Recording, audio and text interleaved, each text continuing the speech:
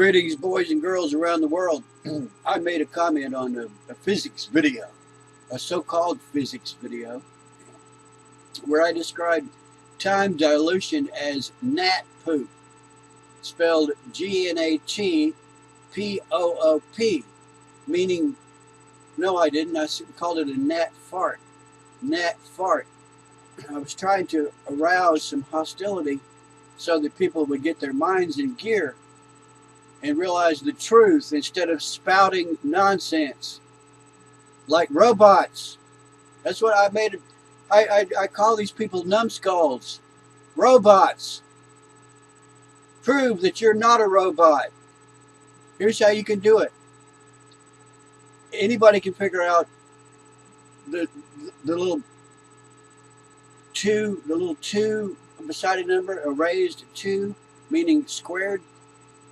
You know, like 3 squared is 9. That's what the little 2 means. And the opposite of that is the square root. That's the only thing you got to know. And your calculator will do that. You can play with this symbol, the square root symbol. You can play with Einstein's theory of relativity. You can play with Einstein's time dilution and find out that it is gnat poop. It is gnat poop, just like I said. It's gnat fart, like I said. It is a gnat fart. A gnat fart. And the reason is because we cannot travel anywhere near fast enough, long enough, so that time dilution, if it exists, could ever show up on our clocks. And it has nothing to do with GPS satellites. Einstein did not invent the GPS system. Our military-industrial complex invented the GPS system at huge taxpayer expense in order to counter the Soviets and the Red Chinese during the Cold War, which, by the way, is still ongoing. Duh. It's a propaganda war. It's an information war. It is a disinformation war. It is a subversion war, and it's working very well for them. And I'm trying to engage people to face the reality that USA is being subverted. Subverted. One of these subversive tactics is Einstein being propped up as a hero, a genius,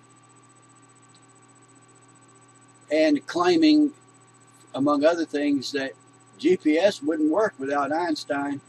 It works in spite of Einstein. Because even though they go through the motions of correcting their clocks every day, using the simple, very simple, basic math that I just showed you, the square root of 1 minus your speed squared divided by your speed of light squared. And if you don't know, the speed of light is 186,000 miles per second. You're going to end up with a number. You're going to end up, no matter what number you use for speed, if it's speeds that we can attain today or in the near future, you're going to come up with 0.999999999, which is basically 1. That's why it is insignificant, meaningless, net poop.